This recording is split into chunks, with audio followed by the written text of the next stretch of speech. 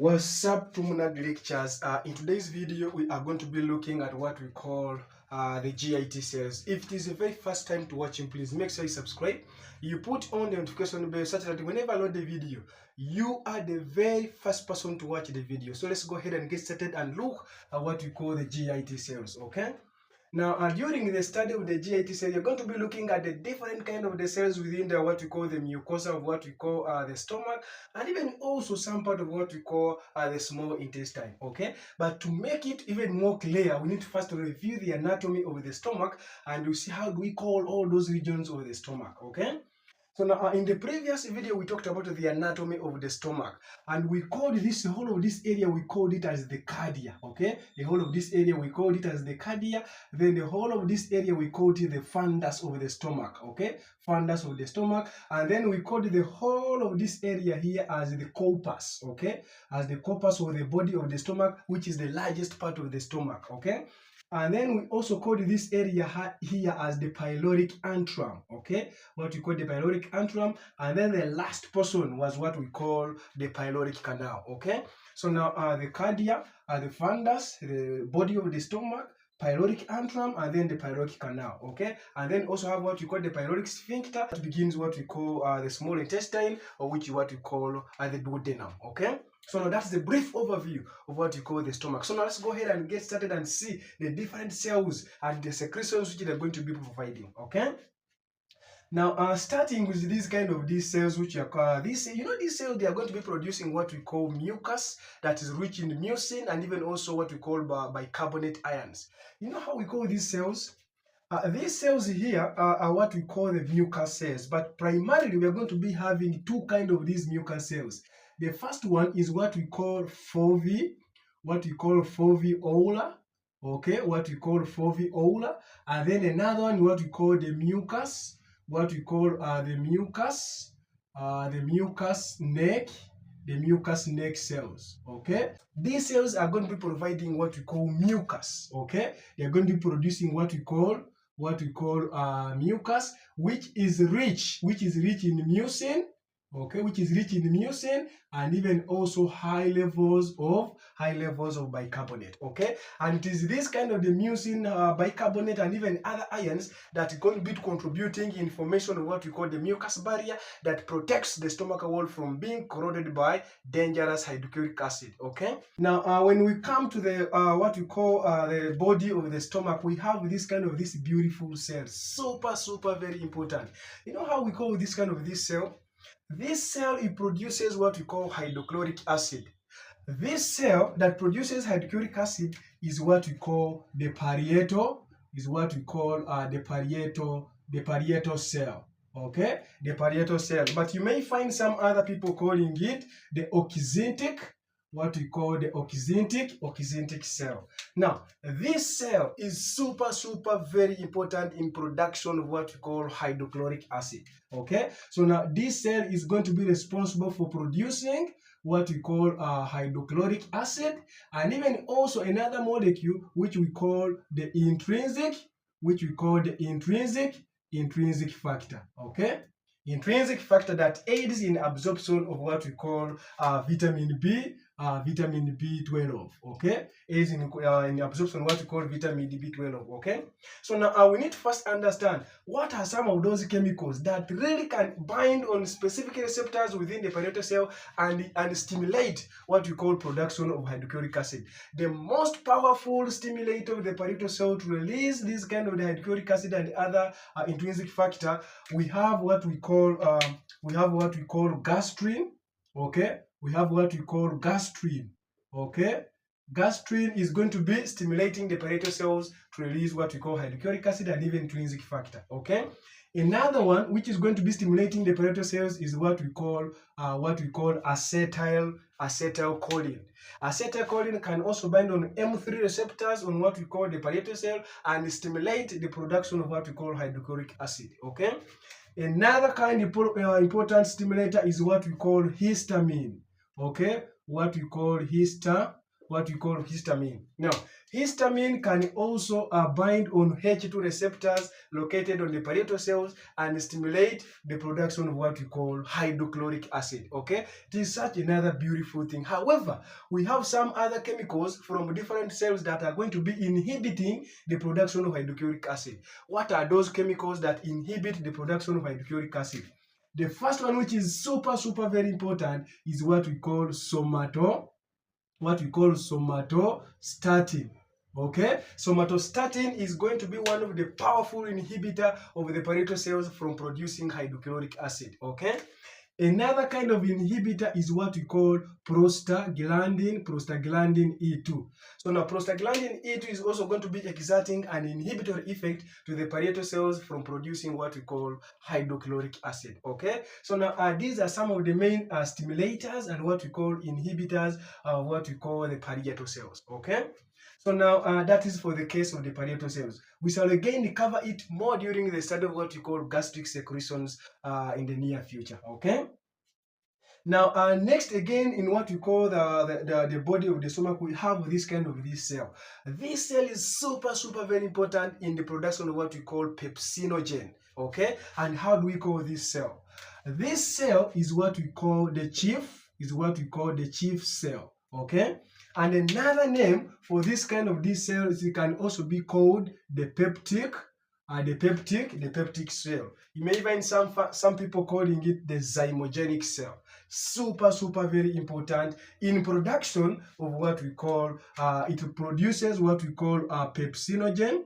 Okay, pepsinogen. Okay, and even also what we call gastric lipase. Okay, it produces pepsinogen and even also what we call gastric lipases. Okay, now what are some of those chemicals that can really stimulate these chief cells to produce these contents, the pepsinogen and even also what we call the gastric lipases? The first important stimulator of these chief cells is going to be what we call gastrin. Okay, what we call gastrin. Gastrin is one of the powerful stimulator of the chief cells to release what we call pepsinogen. Another one is what we call acetylcholine. So acetylcholine also have what we call M3 receptors on the chief cells that can come and stimulate them, leading to the production of what we call pepsinogen and even what we call the gastric lipases. Okay. And even also have other of chemicals that can come and block what we call the chief cells from producing what we call the pepsinogen. We have what we call the somatostatin can also inhibit the production of what we call pepsinogen and gastric lipases from what we call the chief cells. Okay, it is super very important. Okay. Now, we also have this cell here. We have these cells here. You know how we call these cells here? These cells here, these ones here are what we call enterochromaffin like cells. Okay, these cells are even also super very important in production of one of the most important stimulator of the parietal cell. You know this molecule. These enterochromaffin-like cells are super very important in production of what we call histamine. Okay, they are super very important in production of what we call histamine, of which histamine can go and stimulate the parietal cells and they start producing hydrochloric acid. It is also such another beautiful thing. Okay, and now these enterochromaffin-like cells, they have one of the most powerful inhibitor from producing what we call histamine. Now, what are some of those chemicals that can inhibit these enterochromaffin-like cells from producing histamine? The classic example of that the chemical that can block enterochromaffin cells from producing what we call histamine is what we call somatostatin. Okay, so somatostatin can inhibit enterochromaffin-like cells from producing what we call histamine. Okay, so now the powerful inhibitor of these cells is going to be the somatostatin, and then what we call a stimulator. Who is that the chemical that can stimulate these enterochromaffin cells to produce histamine? A classic example is what we call acetylcholine, and of course going to be produced by what we call the vagus nerve. So now acetylcholine can stimulate the enterochromaffin cells to produce what we call a histamine, of which histamine can go and stimulate what we call the parietal cells, leading into what we call production of hydrochloric acid. Such another beautiful thing, okay? Coming on what we call the pyloric antrum, we also have these beautiful cells. You know how we call some of these beautiful cells? This cell is super very important in production of one of the most important hormone, which we call gastrin. You know how we call this cell? This cell is what we call the G cell, okay? This cell is just simply what we call the G cell. Now, this G cell is super very important in production of what we call a gastrin, okay? It is going to be helping in production of what we call hormone gastrin, okay? So now, and of course, this gastrin will flow into the blood and then it goes and stimulate what we call the parietal cells, leading to the production of what we call hydrochloric acid and what we call intrinsic factor. What are the stimulators of these the G cells to produce what we call gastrin? The most powerful stimulator of these G cells to produce what we call gastrin is what we call peptones, okay? What we call peptones, okay? So now, whenever partially digested proteins, which we are calling peptones, whenever they come in contact, the G cells are super sensitive on what we call partially digestive proteins. When they come in contact with the partially digested proteins, they lead into that cell to become activated to release what we call gastrin, which gastrin will go and stimulate the parietal cells and the Q cells to produce their own chemicals, okay? Now, another the stimulator for what we call the G cells is what we call acetylcholine. Acetylcholine can come and bind on M3 receptors, and stimulate the G cell to produce what we call gastrin, which will go and stimulate the parietal cells and the Q cell to produce their own chemicals. Such another beautiful thing, okay? Now, what are some of those chemicals that can really inhibit this G cell from producing gastrin? The most powerful chemical that can inhibit the G cells from producing gastrin, this the molecule is what we call somatostatin, okay? Somatostatin. Now, somatostatin is one of the powerful inhibitor of gastric secretions, especially during the gastric phase, okay? Somatostatin is super very dangerous in inhibiting the G cells from producing gastrin. In that way, we shall be reducing secretion of what we call hydrochloric acid and even what we call pepsinogen into the gastric lumen. It is such another beautiful thing, okay? Now, back again on the antrum, we also have this kind of a cell. You know how we call this this cell? This cell we have been talking about somatostatin. This is the guy that produces somatostatin. You know how we call this guy? This one is what we call the D cell, okay? This one here is what we call the D cell, and he is the one responsible for production of what we call a hormone called somatostatin, okay? So now it is this cell that's going to be providing a molecule called somatostatin, okay? So now the producer of the cell that produces somatostatin is what we call the D cell, okay? And of course it is this of the somatostatin that can go and block the G cell from producing what we call gastrin, okay? Even it is also this the somatostatin that can even go directly and even also inhibit what we call production of what we call hydrochloric acid by what we call the parietal cell, okay? There are even more other cells that are going to be residing within the stomach, but these are super very important to master. We also have some other cells which we call the enterochromaffin cell that produces a chemical called serotonin that aids in what we call increasing motility in what we call the GIT, okay? So now those those cells are going to be part of what we call the stomach, okay? Now, when we come to the intestines, especially on what we call the duodenum and even what we call the jejunum, we are also going to be seeing a couple of other different cells. Now, let's go ahead and see how we call some of these what you call these cells within the intestines. Now, we have this cell here. This cell is super very important. You know how this cell is called?